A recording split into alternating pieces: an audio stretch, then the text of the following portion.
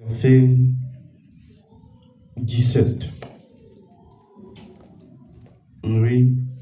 Du verset 17 jusqu'au verset 32. Éphésiens 4. Nouveau Testament.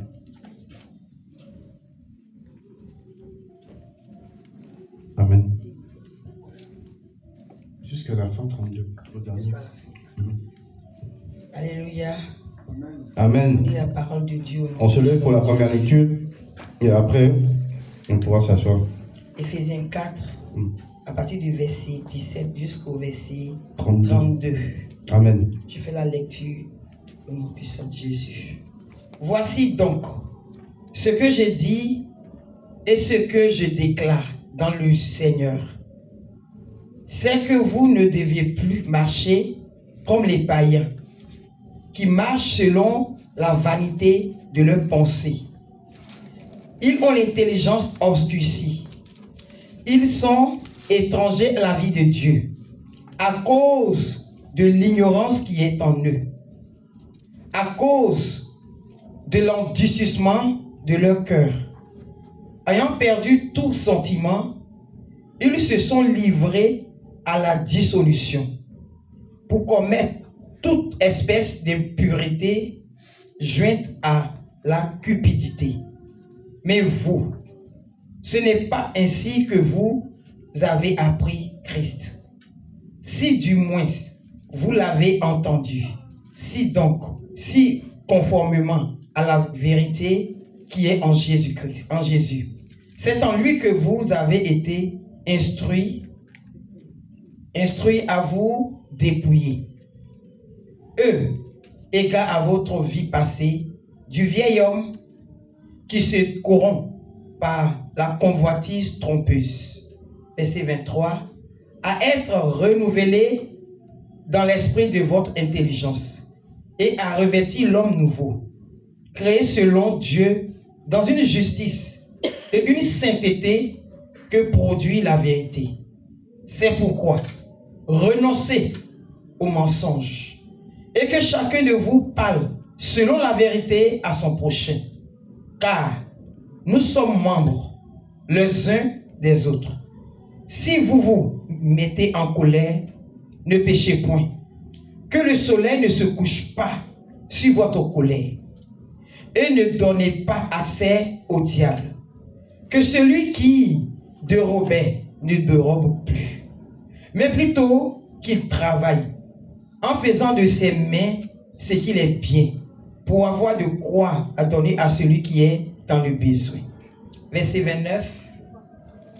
Qu'il ne sorte de votre bouche aucune mauvaise parole, mais qu'il y ait lieu quelques bonnes paroles qui servent à l'édification et communiquent une grâce à ceux qui l'entendent. N'attristez pas le Saint-Esprit de Dieu, par lequel vous avez été scellés pour le jour de la rédemption. Que toute amertume, toute animosité, toute colère et toute clameur, toute calomnie et toute espèce de méchanceté disparaissent du milieu de vous. Soyez bons les uns envers les autres, compatissants, vous pardonnant réciproquement comme Dieu vous a pardonné en Christ. Amen. Amen, amen. Amen. Amen. Donc, tu vas acclamer la parole du Seigneur. Tu vas acclamer la parole du Seigneur. Amen. Parce que la parole de Dieu est vie. Et nous savons que la parole, c'est Jésus. Asseyez-vous. Amen. Amen, amen. Cette parole est vivante. Amen. Cette parole a vécu sur cette terre pendant 33 ans. Et elle est remontée au Père, là où son trône était. Amen. Et cette parole, c'est Jésus-Christ de Nazareth. Donc, le Seigneur nous demande de nous dépouiller de notre ancienne manière de vivre. Le monde, c'est la convoitise. Le monde, c'est être vu. Le monde aime être vu. Le monde aime que quand il passe, on voit que c'est lui qui est là. Le monde veut que quand tu es habillé, tes habits attirent le regard. Les gens veulent, le thème c'est fuir le péché. Amen. Donc fuir le péché sous toutes ses formes. Parce qu'il y a tellement de formes de péché.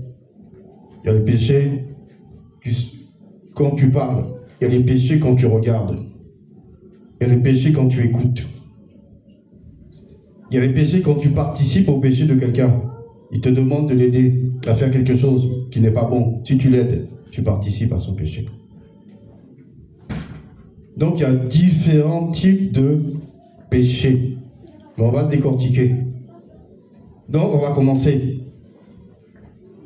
Il dit, vous donc, voici donc ce que je dis, et je le garde dans le Seigneur, vous ne devez plus marcher comme des païens qui marchent selon la vanité de leurs pensées. Donc quand tu vas faire les courses, ou tu vas acheter quelque chose dans un magasin, tu n'achètes pas pour que les gens te regardent. Tu achètes pour être habillé. Tu ne cours pas après les marques pour que les gens disent « Ah, tes pieds sont bien habillés. » Mais dis-toi que les marques appartiennent au diable. Ça, il faut que tu le saches. Donc, un enfant de Dieu s'habille dans la simplicité. Les marques appartiennent au diable, toutes les marques. Toutes les marques sont à lui. Donc, quand tu t'habilles avec, tu es son enfant.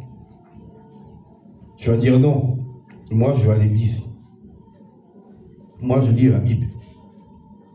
Mais pourtant, quand on te voit, ta tenue correspond à la tenue des enfants du diable. Donc le diable va dire non, il est mon fils. Parce que tu es habillé comme lui, ou tu es une femme, tu portes des vêtements de grand couturier pour qu'on te voie. C'est vrai, on t'a vu. Mais dans quel carnet tu finis? Tu n'es pas dans le carnet de Jésus. Tu es dans le carnet du diable. Parce qu'il te reconnaît comme son enfant. Donc tout ce qu'on fait, en pensée, en parole, en action, doit être pour la gloire du Seigneur. Donc, on est simple. Quand tu viens, tu prends quelque chose de simple. Et tu prends. Tu ne prends pas quelque chose pour que quand tu marches avec, les gens te regardent. On n'attire pas le regard des gens. On attire le regard du Seigneur. C'est Dieu qu'on doit glorifier. Ce n'est pas un défilé de mode. Quand tu vois les gens, quand ils viennent à l'église, ils sont tous sapés. Ils marchent comme ça. Souvent, ils arrivent en dernier. Pourquoi? Pour qu'on voit que quand il ouvre la porte, les gens se retournent, ils regardent, ils voient qu'il est bien habillé. Et il traverse jusqu'à s'asseoir devant, pour que tout le monde le regarde bien. Ça, c'est quoi? Ça s'appelle l'apparence. Est-ce que Jésus est dans l'apparence? Non. Dieu est dans la simplicité. Le monde dans lequel on vit, c'est un monde du m'as-tu-vu, de vanité. La Bible nous parle de vanité. Qu'est-ce que la vanité? La vanité, c'est se montrer. Quand tu achètes une voiture, c'est pour que ton voisin dise « Ah, vraiment lui aussi ». Mais la voiture, elle sert à quoi? Elle sert à t'emmener où? Au travail, à faire tes courses, à te déplacer. Ce n'est pas un objet pour te montrer que toi, tu es arrivé. Personne n'est arrivé. Ça s'appelle quoi? Le m'as-tu vu, c'est de la vanité. Donc quand tu achètes un véhicule, c'est pour te déplacer et pas pour attirer les regards des gens pour que quand ils te voient dedans, ils disent non, lui là. La plupart des gens, c'est ce qu'ils font.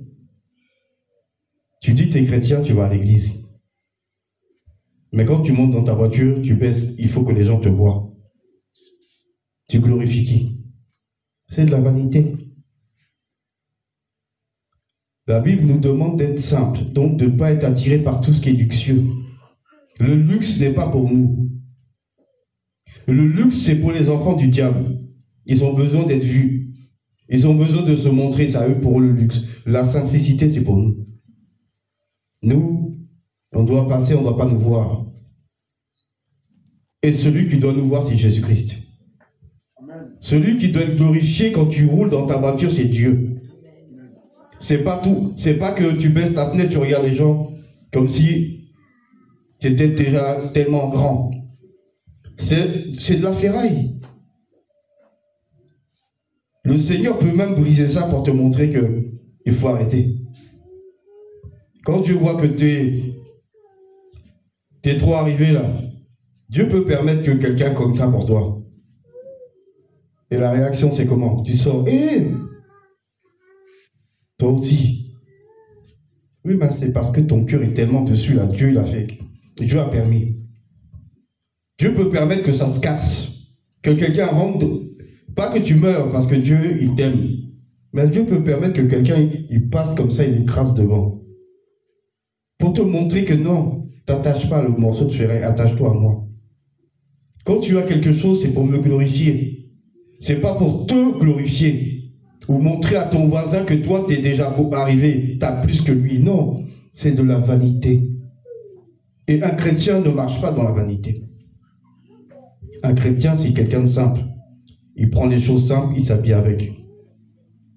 Et il passe. Et il veut que Dieu le voie. Donc, ton voisin, il faut arrêter de, comment dire, de l'éblouir.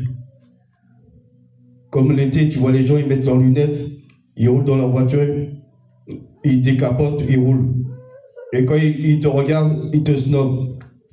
Un chrétien n'a pas à agir comme ça. Parce que ce sont les païens, comme le passage nous dit, qui agissent de la sorte. Parce qu'ils ont été programmés pour être vus. Nous aussi, on était programmés avant. Parce que nous aussi, on était comme eux. On ne peut pas dire que nous, on n'était pas comme eux, on était tous comme eux. Moi, le premier, j'étais dedans. Je nageais bien même dedans. Donc, je sais que tu ne peux pas sortir dehors s'il n'y a pas ce qu'il faut sur toi. Sinon, c'est pas possible. Quand tu rentres quelque part, il faut qu'on sache que c'est toi qui es arrivé. Quand on te regarde, on dit, lui là, il est sapé. Parce qu'il y a tous... Il y a l'argent sur toi. Chaque chose qu'il y a sur toi, ça coûte un billet. Même ça coûte des fois le salaire d'une personne. Toi, tu es fier, tu marches. La fierté, là, c'est pas de Dieu non plus. La vanité et la fierté ne sont pas de Dieu. Ce n'est pas des choses que Dieu regarde. Dieu regarde la simplicité. Dieu regarde la manière d'agir avec ton frère et ta sœur. Donc, dépenser de l'argent pour plaire aux autres, ça ne sert à rien. Parce que l'argent là que tu achètes, cette jolie voiture, plus cher qu'il faut, l'assurance derrière, tout ça, il faut payer. Et le jour où tu es fâché, là, il peut permettre que quelqu'un casse ça pour toi, et là encore, tu ne seras plus fâché. Donc, tout ça, c'est de l'argent dépensé inutilement. Cet argent-là, il peut servir à autre chose. Donc, il faut rester dans la simplicité. Par contre, il y a des choses qu'on ne peut pas acheter. Bien que tout appartient au diable. Les voitures, les téléphones portables, ça appartient au diable. Mais il y a des choses ostentatoires. Ça veut dire que quand tu regardes, on sait que c'est à lui. Donc, il y a des marques de voitures que tu ne peux pas acheter. Parce que sur le plan spirituel, c'est marqué le numéro du diable, comme certaines marques où il y a un serpent dessus. Tu as un serpent dessiné sur le blason. Le serpent, c'est le diable. Donc tu ne peux pas acheter une marque avec un serpent sur la carrosserie. Parce que l'emblème, c'est le diable. Dans le spirituel, on sait que le serpent ancien, c'est qui? Quand tu lis ta Bible, serpent ancien, c'est qui? Donc, si tu prends ça, tu roules quand même dedans. C'est que tu te moques de Dieu et que tu dis au diable, oui, je sais que c'est à toi, mais quand même, j'aime ça, je roule quand même avec. Le diable, il ne va rien te dire. Il va te dire, roule. Mais il sait que il va mettre ton nom dans son carnet. Quand Jésus descend, Jésus ne peut pas contester avec lui. Il ouvre son carnet et va dire non, Jésus, non, désolé. Lui, là, il est à moi. Tu lui as dit, hein, il t'a dit quoi? Ça ne le dérange pas. Mais moi, ça ne me dérange pas non plus de le garder pour moi. Et hop, c'est raté. Donc tout ce qui représente les choses du diable, tu ne peux pas. Un t-shirt avec un triangle, c'est la franc-maçonnerie. Tu ne peux pas porter ce t-shirt sur toi et dire non, j'ai pas de t-shirt, je suis nu, il faut que je m'habille. Non. Il y a des symboles que tu ne peux pas porter. Parce que c'est occulte. Ça représente le monde des ténèbres. Et tu ne peux pas glorifier Dieu en portant des choses du diable. C'est comme si tu prends un t-shirt écrit 666. On te donne, on te dit tiens, il faut porter. Et toi tu dis oui, c'est vrai, je suis nu, j'ai pas de t-shirt. Et tu te promènes dans la rue avec ton 666. Quand les démons te regardent, ils disent ah, lui, il est de chez nous. Parce que son t-shirt dit qu'il est de chez nous. Mais toi, tu vas à l'église avec, tu pries, tu lis la Bible. Est-ce que tu glorifies Dieu avec ce t-shirt? Tu ne peux pas glorifier Dieu parce que la marque de la bête est écrite dessus. Eh bien, il y a des voitures où cette marque est dessus. Tu prends Audi. Audi avec les 4 anneaux. Tu as les 4 anneaux là. Tu as vu que les 4, ils sont entrelacés. Entrelacés, d'accord? Et au milieu, il y a un 6. Il y a un autre 6. Et il y a un autre 6. Ah, je l'ai fait pour que vous puissiez le voir. Parce que si je ne le fais pas, si je ne vous montre pas, vous n'allez pas voir. Non, non, c'est bon. Regardez. Regardez, je l'ai mis pour que vous voyez. Il y a 4 anneaux. Et au milieu, il y a 3 6. Donc, ça fait 666. Amen. Donc, le 666, il est au milieu. Donc, si tu as un t-shirt de la marque Audi et tu mets ça sur toi, tu es en train de dire au Seigneur que tu n'es pas à lui, mais que tu appartiens au diable. Il y a aussi une autre marque qu'on appelle Maserati. C'est un trident. Le trident représente le corps, l'âme et l'esprit. La division du corps, de l'âme et de l'esprit. C'est le démon Poséidon qui a ça. Il y a une marque de voiture qui a ça. Ou c'est devant la calandre. Ça, tu peux pas. Parce que ça appartient à qui? À un démon. Et tous ces symboles, tu ne peux pas les porter sur toi, ni sur ta voiture, ni sur toi, ni dans ta maison. Donc coller des affiches dans la maison, si ce n'est pas la parole de Dieu, on ne colle pas. Tu ne peux pas dire, j'aime bien cette voiture, j'ai collé l'affiche. Pourtant, cette voiture-là, son symbole, c'est la marque du diable. Donc, le diable a le droit de rentrer chez toi. Il a le droit de rentrer pourquoi? Parce que tu as quelque chose à lui dans ta maison. Et même si les anges sont devant la porte, il fera le code de l'objet que tu as chez toi et il va atterrir dans ta maison. Donc, il va esquiver les anges. Ah oui. Les anges sont autour de la maison. Quand il regarde, il ne peut pas entrer. Parce que s'il veut rentrer, les anges vont lui dire non. Ils ont leur épée. Et lui, il sait qu'il y a un objet à lui dedans. Qu'est-ce qu'il fait? Il s'écarte, il fait le code de l'objet et hop, il apparaît dans la maison où il y a l'objet. Et là, il fait ce qu'il a à faire et il repart. Donc, il est important de se déconnecter de ton ancienne vie. Tout ce que tu aimais avant, là, il ne faut plus aimer. Pourquoi? La Bible nous demande de haïr le péché. On doit aimer la justice et haïr le péché. Péché sous toutes ses formes, que ce soit des biens matériels, que ce soit des actions posées en parole et en action, on doit détester. Tu ne peux pas apprécier quelqu'un qui fait le mal et croire que Dieu est content. Tu dois aimer la justice parce que Dieu est justice. Tu dois aimer la paix parce que Dieu il est paix. Tu dois aimer la joie parce que Dieu est joie. Tout ce qu'on fait doit glorifier Dieu. Tu ne peux pas faire la moitié des choses que Dieu t'a demandé et croire que Dieu est content. Dieu te surveille jour et nuit. Il n'y a pas un endroit où tu es sur la terre, Dieu ne te voit pas. Pourquoi? S'il te reconnaît comme son enfant, qu'est-ce qu'il fait?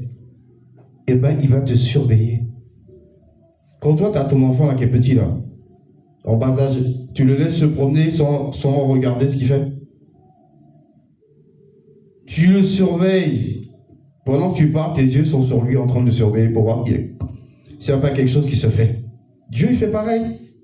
Donc, quand il voit que tu lui manques de respect à cause de la convoitise de la chair et des yeux, Dieu n'est pas content. Parce que la convoitise aussi des yeux. Tu vois que les gens ont quelque chose. Tu dis, ah Seigneur, moi aussi je veux.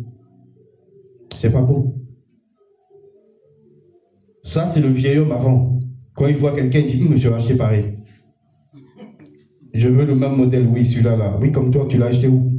Là-bas, ok, merci pas. Tu rentres dans le magasin, tu prends l'argent, t'achètes. Après, tu marches. Tu regardes ton pied. Et quand tu te positionnes, ton pied est toujours en avant pour qu'on voit. Il faut qu'on voit ton pied. Tes pieds ne sont pas collés là, ils sont juste là. Et tu fais comme si tu regardais à l'horizon, gauche-droite. Mais en vérité, tu surveilles un regard. Tu essaies d'attraper quelqu'un qui regarde. Et quand tu vois qu'il regarde, tu souris.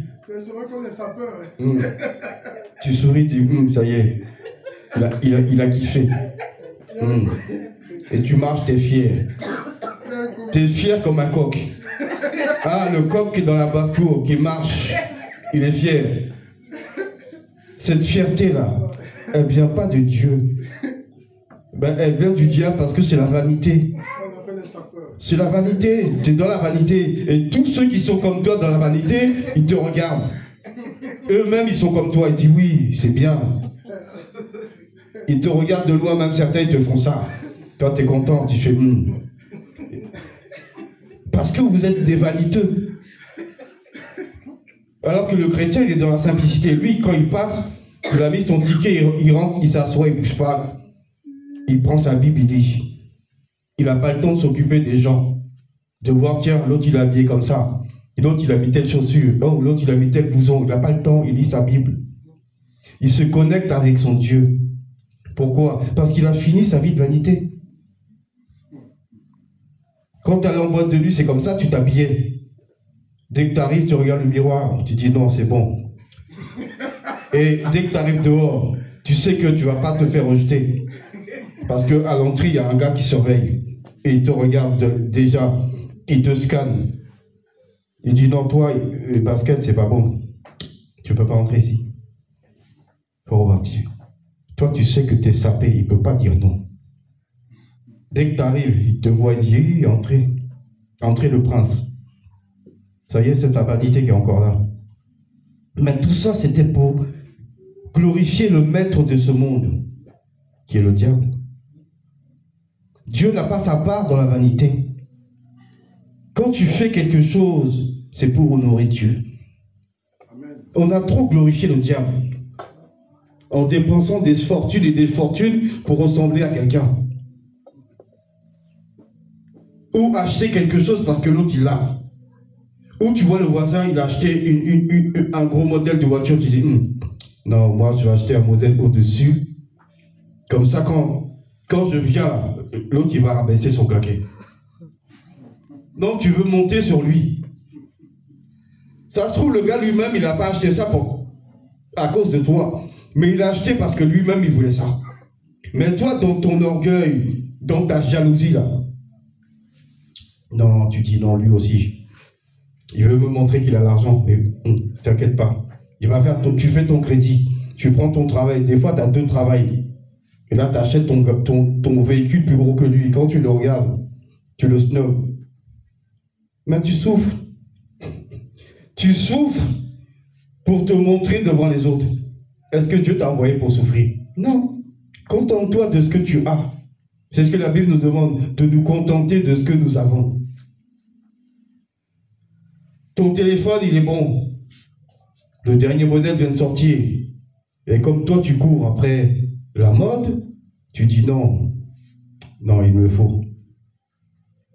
Et après, quand tu marches, les gens dans la rue, avant, à l'époque, les portables sont sortis, nous, on avait nos portables. Moi, on était les premiers, nous, à avoir les portables. Mais on les accrochait sur le côté. On n'était pas dans la main à marcher avec, comme si c'était un sac à main. C'est les femmes, ils ont leur sac à main comme ça. Eux, non, ils ont leur portable dans la main. Et au lieu de ranger le truc, il est dans la main. Non, il faut que le gars voie son téléphone. C'est de la vanité. Tu l'achètes parce que tu en as besoin. Si tu fais des vidéos, tu sais que tu as acheté un modèle pour faire vidéo. Chacun sait ce qu'il a besoin. Mais eux, ils achètent pour être vus. Chrétien, il ne doit pas faire ça.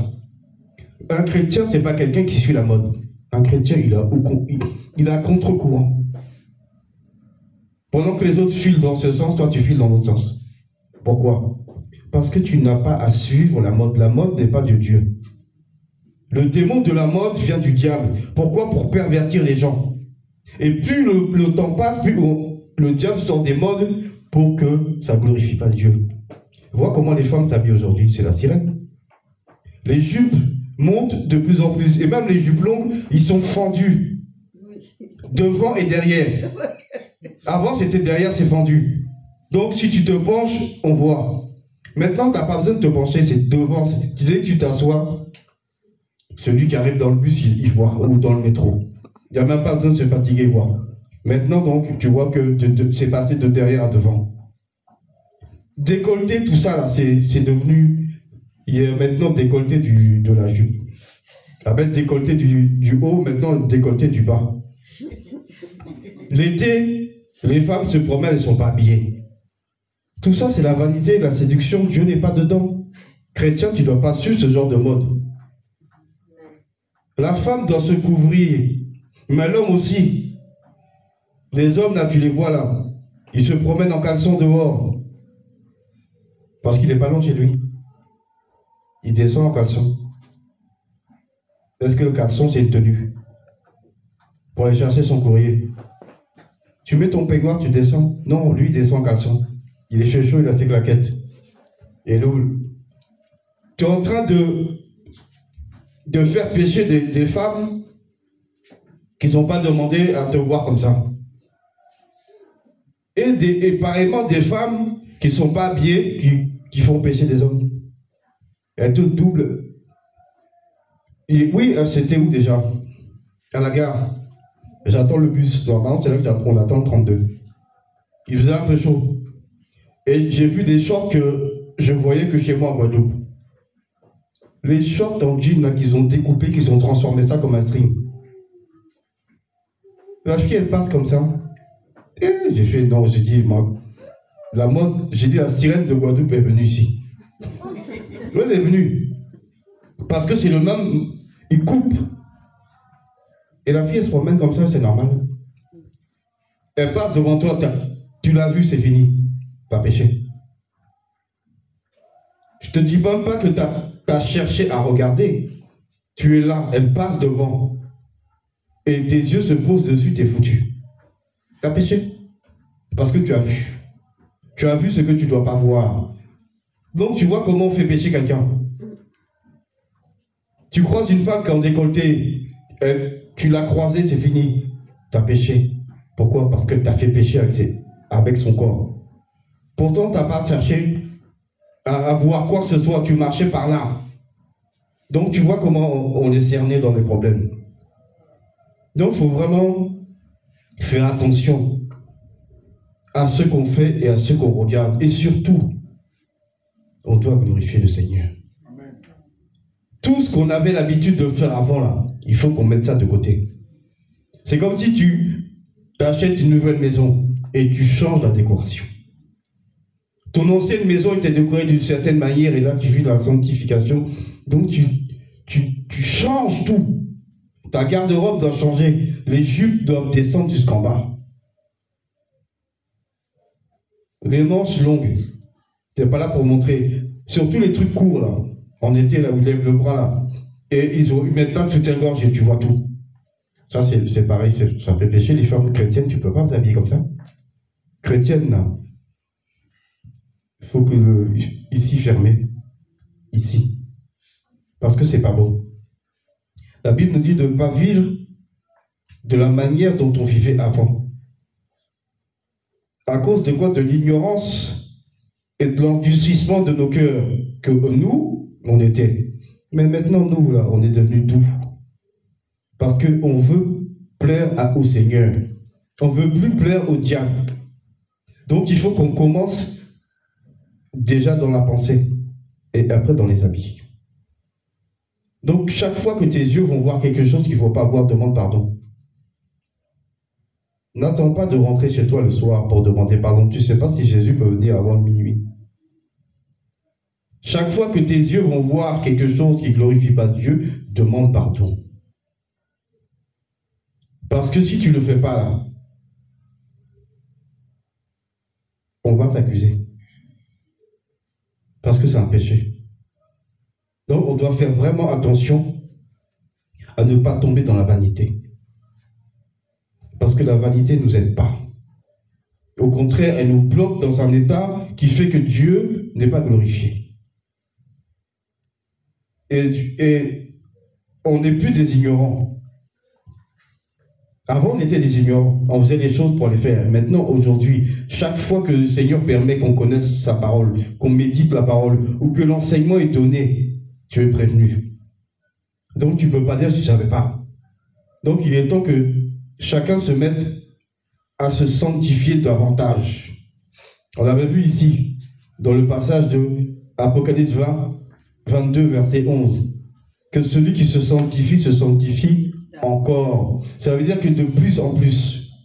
Parce qu'on doit se nettoyer pour que quand Jésus vient, il nous trouve propres. Pendant des années et des années, on s'est sali. Donc il y a des couches de salissure. Donc quand tu viens à Jésus, le Saint-Esprit nettoie. Il nettoie jusqu'à ce que tu sois propre. Amen. Tes pensées, ton cœur, ton caractère, ta manière de t'habiller et ta manière de penser. On le voit. Et il nous parle de la cupidité. La cupidité. La Bible dit que la cupidité est une idolâtrie. L'amour de l'argent. Si tu as ce problème-là, il faut demander pardon à Dieu. Parce que l'argent, là, c'est un Dieu. Dans ce monde-là, l'argent, c'est un Dieu. Certains, quand tu leur parles de Jésus, te disent non. Moi, mon Dieu, c'est mon salaire à la fin du mois. Chez les Blancs, là, qu'on est là, chez les Français, là. C'est ce qu'il te dit. Leur Dieu, là, c'est leur paye à la fin du mois. Parce que Mammon est un Dieu. Dans le monde spirituel, c'est un archange. Et cet archange, il est tellement puissant que presque toute la terre est sous sa domination. Les gens aiment l'argent. Ils n'aiment pas Dieu, mais ils aiment l'argent. Certains, on peut le détourner de Dieu à cause de l'argent. C'est pas bon. Certaines personnes, c'est pas que Dieu ne veut pas leur donner de l'argent. Mais Dieu sait que tu es tellement cupide que s'il te donnait un peu, tu vas l'oublier. Donc, il faut que cette cupidité soit détruite. L'amour de l'argent, là, il faut la détruire. Il faut détruire ça. Et tu verras que lorsque tu demanderas à Dieu quelque chose, Dieu va te donner. Parce que l'argent ne doit pas être un obstacle entre toi et Dieu. La Bible dit que l'or et l'argent lui appartiennent. Pourquoi Dieu est milliardaire? Oui, il est plus que milliardaire, il est multimilliardaire. Mais pourquoi il ne donne pas à certains de ses enfants? Parce qu'ils sont tellement penchés sur la chose que Dieu sait que s'il leur donne un peu, ils vont se perdre. Quand ils auront tout dépensé, ils vont venir dire « Ah, Seigneur, vraiment, je t'avais oublié l'argent que tu m'avais donné là, je me suis perdu. Mais là, j'ai plus rien, je reviens. » Enfin, comme le fils prodige, quand il a demandé l'argent, on lui a donné. Il est parti, il a fait la fête, il a été voir des prostituées, il a bien bu son alcool. Quand il n'avait plus rien là, et que son ventre creusait là, Et il gardait les cochons, il voit les cochons manger, il dit, eux, ils mangent bien. Moi, là, je ne mange pas. Mais il se fut un temps, tu avais beaucoup d'argent, tu mangeais bien, non? Mais l'argent t'a aveuglé. L'argent t'a aveuglé. Là, maintenant, tu reviens voir ton père, la tête en bas. Et lui, comme il t'aime, il te reprend. Il faut que la cupidité disparaisse du milieu des chrétiens. Cet ange déchu doit disparaître de ton cœur. Parce que si là, il est là, il va t'empêcher. Jésus a dit quoi? Vous ne pouvez servir deux maîtres. Il a dit quoi comme maître? Il a dit Dieu et Mammon. Il n'a pas dit Lucifer. Pourtant, il le connaît, non? Il l'a créé, non? Pourtant, il ne parle pas de lui. Il parle de l'autre. Celui qui est plus puissant que lui. Mammon est plus puissant que le diable. Le diable, c'est un chérubin. Mammon, c'est un archange. Il est comme Azazel. Et eux, ils sont plus puissants. Donc, sa puissance est plus élevée. Donc, quand Jésus te dit Dieu, le Tout-Puissant, et Mammon, c'est parce que l'autre, il est faible en dessous. C'est qui domine dans le monde? Soit c'est Dieu, soit c'est Mammon. C'est les deux qui dirigent la planète. Les gens trahissent les autres, pourquoi? À cause de l'argent. Beaucoup de gens sont trahis à cause de l'argent. Parce que la cupidité les anime tellement que la loyauté a disparu. En Jésus, là, on doit être loyal. On doit être loyal les uns envers les autres. L'argent ne doit pas être quelque chose qui te fait oublier Dieu. L'argent doit pas être quelque chose qui est un frein entre toi et Dieu. Donc choisis Jésus comme maître. Mais ne choisis pas Mammon comme maître. Parce que si tu as choisi Mammon, là, il va te perdre. Dans l'opulence, les gens oublient Dieu. Ils ont tout. Ils sont arrivés déjà. Tant que Dieu leur donne la santé, ils ont l'argent.